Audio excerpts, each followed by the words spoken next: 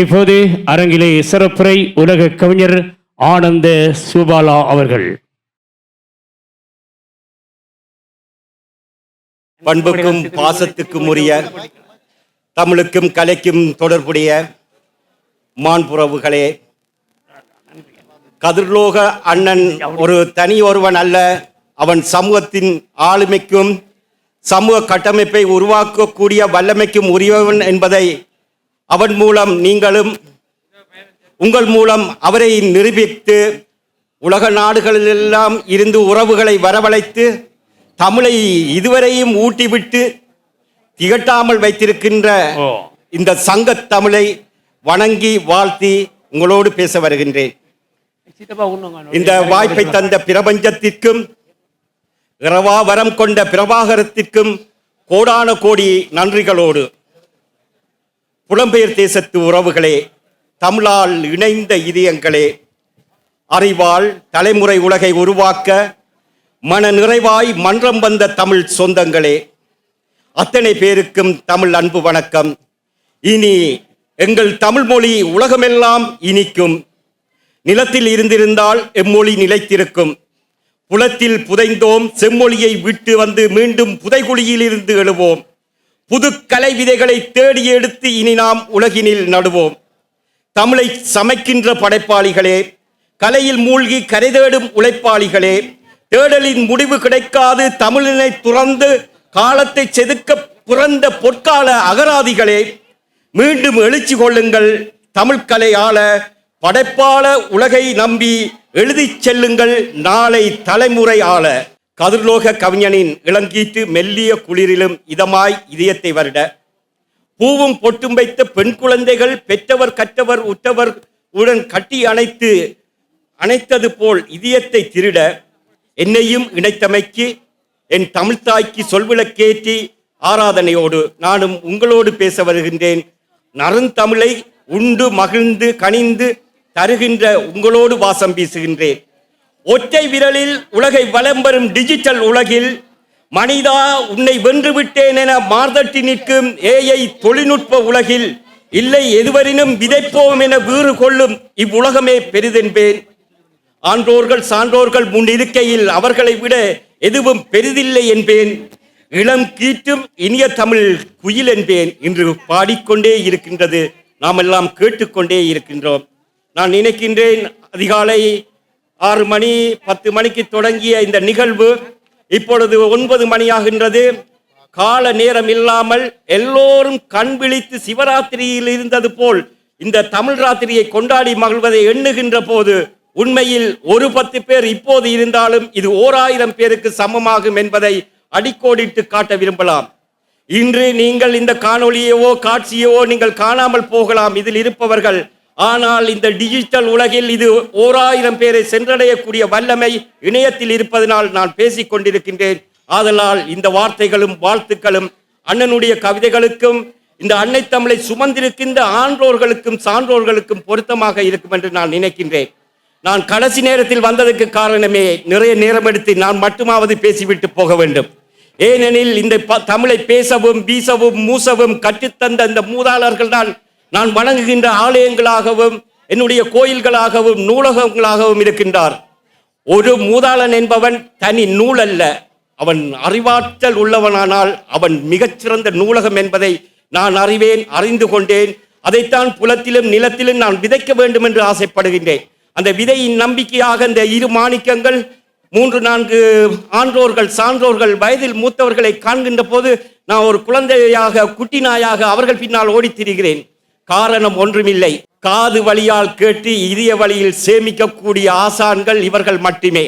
புலவர் சிவநாதன் அப்பா பேசியதை கேட்டுக்கொண்டு போகின்ற போதெல்லாம் செல்லிதாசனுக்கு கிட்ட வந்து அவர் விட்டு விட்டார். ஏனெனில் நேரப்பற்றாக்குறை வந்திருக்கும் என்று அவர் உணர்ந்து கொண்டார். அதை அவர் மெஜிக் கூட கடத்த பார்க்கின்றார். ஆனால் அவரால் கடத்திவிட்டு திருப்பி அந்த இடத்திற்கு வந்து பேசினால் நீண்ட நேரம் எடுக்கும் என்பதால் அவர் பேசவில்லை, தவிர்த்து விட்டார். எனக்கே இன்றுதான் தெரியும் பாரதிதாசன் செல்லிதாசன் என்ற புனைப்பேரில் பாடல்களை எழுதி கொண்டிருந்தார் என்று. அந்த அவர் கூறிய ஒரு விடயம், அந்த ஓசை நயத்திலே தமிழின் சக்தி இருக்கிறது என்று குறிப்பிட்டார்.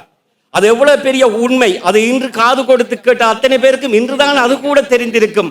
பாரதியார் இப்படி பாடினார் என்று சொல்லி எங்களுக்குள்ளும் எத்தனையோ பாரதியார் இருக்கின்றார்கள், வைரமுத்துக்கள் இருக்கின்றார்கள், கண்ணதாசன்கள் இருக்கின்றார்கள், வாலி, பா விஜய், பழனி பாரதி, எத்தனையோ பேர் இருக்கின்றார்கள். ஆனால் எங்களின் நீள முத்துக்கள் எல்லாம் உப்புக்களாக கரைக்கப்படுகின்றதே தவிர எதுவும் நிலைக்கப்படவில்லை. வியாபார விளம்பர உலகத்தில் எவரோ ஒருவர் தலைகாட்டி விட்டு விலாசமாகவும் விசாலமாகவும் இருக்கிறார்களே தவிர நம் பிள்ளைகள் கரை ஒதுங்கவில்லை இன்னும் முத்துக்களாக. அப்படி முத்துக்களாக வந்தாலும் எங்களுடைய வாழுகின்ற தலைமுறை தமிழ் முறை அவர்களை தலைவரடி தாளாட்டவோ பாராட்டவோ தயாராகவே இல்லை. அதனால் தான் எங்களுடைய முத்துக்கள் எப்போதும் கடல்களில் கிடக்க, குப்பைகள் சில விளம்பரங்களில் விசாலம் எழுப்பி விளம்பர உலகில் தாங்கள் தான் என்று புகழ் சூடிக் கொண்டிருக்கின்றார்கள். அந்த தொடரை நாங்கள் நிறுத்த வேண்டுமானால் உண்மையிலேயே முத்துக்களை மதியுங்கள், கொண்டாடுங்கள், நேசியுங்கள். அவர்கள் வாழ்வெல்லாம் வசந்தம் வீச அல்ல, எங்கள் தமிழ் பொய்கை பூத்து குலுங்கி நறுமணம் வீச வேண்டும். எதற்காக மண் விடுதலையும் மானுட விடுதலையும் தேடி ஒரு போராட்டம் தொடங்கியதோ அதற்காக வேணும் இளைய தலைமுறை பிள்ளைகளில் கொடுக்கப்பட்ட கொள்கைகளையும் கோட்பாடுகளையும் அந்த வல்வியனின் தலைமை விதிகளையும் மீறாது அவர்களுக்கு உங்களுடைய தமிழ் பாலை ஊட்டி விடுங்கள் தாய்ப்பாலோடு. அதைத்தான் இந்த பெற்றவர்களும் கற்றவர்களும் உற்றவர்களும் உங்களுக்கு பேசிவிட்டு சென்றார்கள். நானும் பேசுகின்றேன், இனிவரும் தலைமுறையும் இதைத்தான் பேசப் போகின்றது. தாய்ப்பாலை விட அதிசக்தி வாய்ந்தது தமிழ்பால் என்பதை ஆன்றோர்கள் சான்றோர்கள் நூல்கள் மூலம்தான் நீங்கள் கற்றுக்கொள்ளலாம், பெற்றுக்கொள்ளலாம். சாதாரண நடைமுறை விடயங்களில் நீங்களும் கடந்து போகின்ற ஒரு நாளாந்த வேலை கடின உழைப்பாளர் சமூகத்தில் இருந்து வந்த என்றபடியால் நீங்கள் கடந்து போய் விடுவீர்கள். ஆனால் தாய்ப்பாலின் சக்தியை விட அதீதமான சக்தியும் ஆரோக்கியமும் உள்ளது தமிழ்பாலில் உள்ளது என்பதை படைப்புலகம் சார்ந்த ஒருவர் கூட மறுதளிக்க முடியாது. அதுதான் உண்மையும் கூட. 76 வயது ஒரு மூதாளன் ஒரு சொல் பிசகாமல் பேசுகிறார் என்றால் எப்படி பேச முடியும்? அவருக்கு எங்கிருந்து அந்த சக்தி வந்தது? 76 வயதானால் நரை விழும், திரை விழும், கண் தெரியாமல் போகும், மூல மாறாட்டம் இருக்கும், மறதி இருக்கும், எத்தனையோ வியாதிகள் அவருக்குள் வந்து சுற்றி கொண்டிருக்கின்ற அவர் தமிழை பற்றி கொண்டு ஒரு இளைஞனாக கம்பீரமாக பூத்து குலுங்கி புன்னகையோடு பேசுகிறார். அந்த சக்தியை யார் வழங்கியது? அன்னை தமிழான ஆதிபராசக்தி வழங்கிய சக்தியை தவிர வேறெந்த சக்தியும் அவரிடம் இல்லை. அவர் நீடூழி காலம் வாழ்வார், ஏனெனில் அந்த ஆதிசக்தியின் வேரூன்றல் அவரிடம் இருக்கின்றது. இந்த தமிழின் தலைமுறையும் அதை கற்றுப்பெற்று வந்தால் இனிவரும் காலங்கள் எல்லாம் வசந்த காலங்களாக ஆகும். இந்த டிஜிட்டல் உலகம் எல்லாம் மாறி எந்த அளவு ஏஐ தொழில்நுட்பம் மொழி தொழில்நுட்பத்தை தொழில்நுட்பம் மார்தட்டி தன்வசப்படுத்தினாலும் எங்கள் தமிழ் எப்பொழுதும் அது இனிக்கும் தமிழாக இன்பத் தமிழாக இருக்கும் என்பதில் எந்த மாற்று கருத்துக்களும் இல்லை. ஏனெனில் நிலமிழந்து புலம் வந்து எத்தனையோ மொழிகளை கற்றாலும் எங்கள் பிள்ளைகள் எல்லா இடங்களிலும் தலைமை பதவியில் இருக்கின்றார்கள். உனக்கு என்ன தெரியும் என்று வந்தபோது 90களில் கேட்டார்கள். உனக்கு எல்லாம் தெரியும், நீ முன்னுக்கு வா என்று அழைக்கின்றார்கள். இப்பொழுது மன்றங்களில் மட்டுமல்ல தமிழர்களின் ஆட்சி, பாராளுமன்றங்களிலும் சாட்சியாகி கொண்டிருக்கின்றார்கள். அதற்கு யார் காரணம்? நிலம் விட்டு வந்து புலம் வந்து அந்த பெற்றோரின் பிள்ளைகள் தானே அந்த ஆட்சியை செய்கின்றார்கள். ஆகவே அந்த பேறு பெற்ற பெற்றோர்களை கௌரவித்துக் கொண்டு அதிகம் பேசினால் பதிகமாகும், பதிகம் பேசினால் விடிய விடிய பேசிக்கொண்டே இருக்கின்றான். ஆனால் நன்றிக்கு நன்றி கூற வேண்டிய கட்டாயம் இருக்கின்றது. ஏனெனில் குறிப்பிட்ட பேரை நன்றிக்கையும் வாழ்த்தையும் கூறி போட்டு அவசரத்திலும் நேரமில்லா பொழுதுகளிலும் பல பேர் கடந்து போய்விட்டார்கள். இதில் முக்கியமாக நன்றிக்குரியவர்களுக்காக குறிப்பிட்டு கூறப்பட்டிருந்தாலும் கூட இந்த மொழி தேர்ச்சி பெற்று அரங்கத்தை தன்வசம் கட்டுப்படுத்தி கொண்டு ஒவ்வொருவரினுடைய பேரையும் குறிப்பிட்டு அதை ஆளுமையோடு சபையேற்றி மகிழ்ந்து அதுக்கு சிறு விளக்கம் கொடுத்து அந்த ஒளி அலையில் எந்த குளறுபடியும் இல்லாமல் கருணையோடும் அன்போடும் இன்னொருவருக்கு புகழாரம் சூட்டி கொண்டிருக்கின்ற ஒரு மொழியழகன் என்று சொன்னால் அவன்தான் அந்த சபையை நிர்வகிக்கின்ற மொழிபெயர்ப்பாளர். இப்பொழுது இதில் அவருடைய பேர் அண்ணன் பாருங்கள், இங்கு அருகில். நான் பார்த்த உடனே என்னை பாராட்ட வேண்டும், கௌரவிக்க வேண்டும், தூக்கி கொண்டாட வேண்டும் ஆசைப்பட்டது இந்த அண்ணன் ஒருவர். அடுத்தது இன்னொரு தம்பி ஜனா என்று இதில் இருந்தார். இருவருக்கும் என்னுடையதும் தமிழ் பொய்யான கதிர்லோகன் அண்ணாவின் குடும்பம், நிர்வாகம், அவருடைய சமூக கட்டமைப்பு சங்கத்தின் ஊடாகவும் பெரும் கௌரவத்தையும் வாழ்த்துக்களையும் தெரிவித்துக் கொள்கிறேன். ஏனெனில் இவருடைய குரல் கேட்டது நான் அப்பொழுதும் கேட்கிறேன், இப்பொழுதும் கேட்கின்றேன்.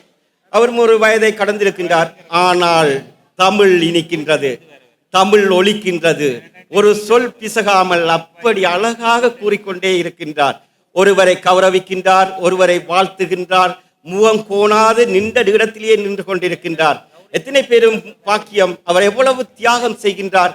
இவற்றையெல்லாம் நாங்கள் கண்டுகொள்வதில்லை, அல்லது போனால் நேரம் போய்விட்டதென்று கடந்து போகின்றோம். கூடுதலாக இந்த நிகழ்விலே எல்லோரும் கௌரவிக்கப்பட்டார்கள், எல்லோரும் நன்றி உணர்வோடு வாழ்த்தப்பட்டார்கள். இருந்த போதிலும் இந்த அண்ணனையும் இந்த சபையில் மனநிறைவோடு எல்லோரும் வாழ்த்துகிறார்கள், நானும் வாழ்த்துகின்றேன். எனாவை காணவில்லை. அடுத்தது தொழில்நுட்ப கலைஞர்களாக இருக்கட்டும், இந்த வீடியோ தொலைத்தொடர்பு ஊடகங்கள் சம்பந்தப்பட்டவர்களாக இருக்கட்டும், அவர்கள் எல்லாம் பின்னணியில் நடனமாடுபவர்கள் போல் அவர்களின் உழைப்பு கடினமானது. ஆனால் முன்னணியில் அவர்கள் தெரிய மாட்டார்கள். ஒரு நடன காட்சியாக இருக்கட்டும், அதில் கதாநாயகனும் கதாநாயகி மட்டும்தான் வெளிச்சமாக இருப்பார்கள், எல்லோருக்கும் பரீட்சமாக இருப்பார்கள்.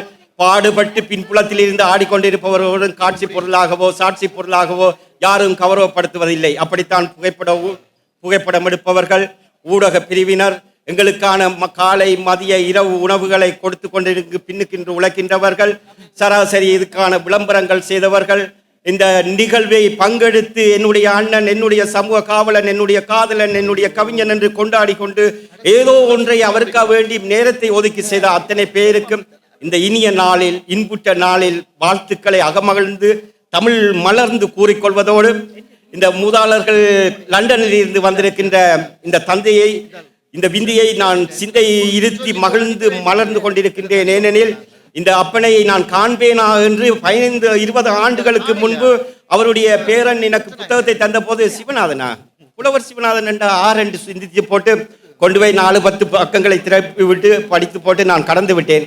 ஆனால் இப்பொழுது அவருடைய புத்தகம் இருக்கின்றது, மருமகனுடைய புத்தகம் இருக்கின்றது, இவருடைய தந்தையாருடைய புத்தகம் இருக்கின்றது. இன்னும் ஒரு மருமகன் அவர் அமரத்துவம் அடைந்து சரவண பவன் என்று சொல்லி வவுனியாவில் இருக்கின்றார், அவருடைய புத்தகம் இருக்கின்றது. என்ன ஒற்றுமை என்றால் எல்லா புத்தகமும் ஒன்றாக ஒரு அலுமாரியில் அழகாக அடுக்கி வைத்து அவர்களுடைய திருமுகங்களை பார்த்து அதை தமிழ் முகமாக ஒட்டி கொண்டிருக்கின்றேன். எனக்கெல்லாம் இதெல்லாம் பெரும்பரமாக பேறு பெற்ற வரமாக நான் நினைத்து மகிழ்கின்றேன். இந்த தருணத்தில் ஒரே ஒரு உண்மையை நான் கூறிவிட்டு நிகழ்வு நிறைவுக்கு வந்துவிட்டது. இருந்த போதிலும் ஆரோக்கியமாக அமைதியாக இருக்கின்றீர்கள், சந்தோஷம், வாழ்த்துக்கள். கல்லாறு சதீசண்ணா, இணுவையூர் மயூரன், சரளாம்மா, அருள் நந்தன், எனக்கு தெரிந்து பல முகங்கள் இணைய வழியினூடாக 16 ஆண்டுகளாக முகம் பார்க்காமல் அகம் பார்த்து உரையாடலை உணர்வாடலாக கவிதையினுடைய களமாடலாக நான் நிகழ்த்தி கொண்டிருந்தவன். கல்லாறு சதீசண்ணாவை நான் காண்பேனா என்று தபம் கிடந்தேன். 16 ஆண்டுகளுக்கு பின்பு இன்றுதான் நான் அவரை சந்திச்சிருக்கிறேன். அகம் பார்த்து பேசிய நான் முதல் முகம் பார்த்து 16 ஆண்டுகள் கடந்திருக்கின்றது. அருள் நந்தனாகட்டும், இணுவையூர் மயூரனாகட்டும், இங்கு எனக்கு தெரிந்தவர்கள் என்னை தெரியாதவர்களாகட்டும், அத்தனை பேரையும் 15 ஆண்டுகளுக்கு பின்பு பார்க்கின்றேன். இது ஒரு இணைய வழி தொடர்பினூடாக கிடைத்த உறவுதான். ஆனால் இதய வழி கிடைத்த உறவை விட மேன்மையான உறவாக நான் மதிக்கின்றேன். ஏனெனில் அங்கு எனக்கு கண்ணியம் இருக்கின்றது, கடமை இருக்கின்றது, கௌரவம் இருக்கின்றது, உண்மை இருக்கின்றது, தமிழ் இருக்கின்றது, தமிழின் பேராற்றலான கவிதை என்ற அந்த கடத்துகின்ற தன்மை இருக்கின்றது. இந்த இடத்தில் கவிதையை ஏன் குறிப்பிட்டு கூறுகிறேன் என்றால், கவிதை ஒரு சொல் மரத்தில் வேறு ஒன்ற மரத்தின் ஒரு மிக சிறந்த கனி. கவிதையால் இலகுவாக கடத்தப்பட முடியும், கடத்தி வைக்கவும் முடியும். அதனால் தான் அந்த கவிதை எனக்கு இவ்வளவு பேரை தேடி தந்திருக்கின்றது. இந்த அண்ணனுடைய புத்தக வெளியீட்டுக்கு நான் எதுவுமே செய்யவில்லை. அண்ணா கவிதை எழுதுவோம் என்று கேட்டேன். நாளும் பொழுதும் அண்ணன் என்னோடு சேர்ந்து பயணம் செய்து எழுதினார். அவருடைய கவிதைகள் எனக்கு இயல்பாக ஏற்றுக்கொள்ளக்கூடியதாக இருந்தது. என்னை பாராட்டினார், நான் அவரை பாராட்டினேன். இருவருமாக தமிழை தாளாட்டினோம். கவிதை புத்தகம் பிறந்தது. இப்பொழுது அது கைகளில் தவழ்ந்தது. இவ்வளவுதான் உண்மை. இங்கு என்ன நடந்தது என்று சொன்னால், பாராட்டுதல் முக்கியம். பாராட்டுக்கள் இல்லாமல், தலைவரிடல் இல்லாமல் ஒரு பிள்ளையை கூட நீங்கள் வளர்த்து முடியும், ஒரு கலையை உங்களால் வளர்த்து விட முடியாது. பாடுபட்டு உழைக்கும் ஆலைகளில் பாடுபட்டு உழைப்பவர்களை விட தமிழ்ச்சோலையில் பாடுபட்டு உழைப்பவர்களுக்கு தான் மூளையின் பின்பகுதியெல்லாம் வெப்பமாகும் அதிகமாக. அதை குளிர்விக்க, குளிர்மையாக்க, அவர்களை சந்தோஷப்படுத்த, அவர்களின் படைப்பை அடுத்த கட்டத்திற்கு கொண்டு போக வேண்டுமானால் நீங்கள் வாழ்த்த வேண்டும்.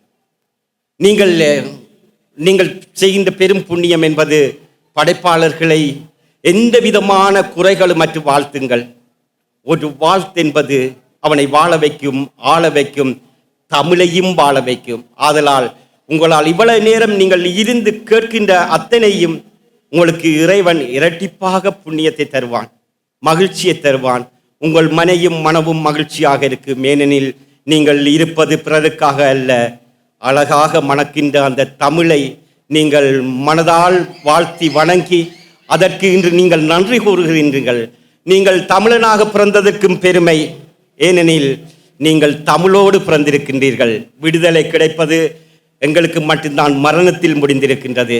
எல்லோருக்கும் யுத்தங்களும் போராட்டங்களும் விடுதலைக்கான முயற்சிகளும் சுதந்திரத்தில் கிடைத்தது. எங்களுக்கான விடுதலை மட்டும் மரணத்தில் முடிந்திருக்கின்றது.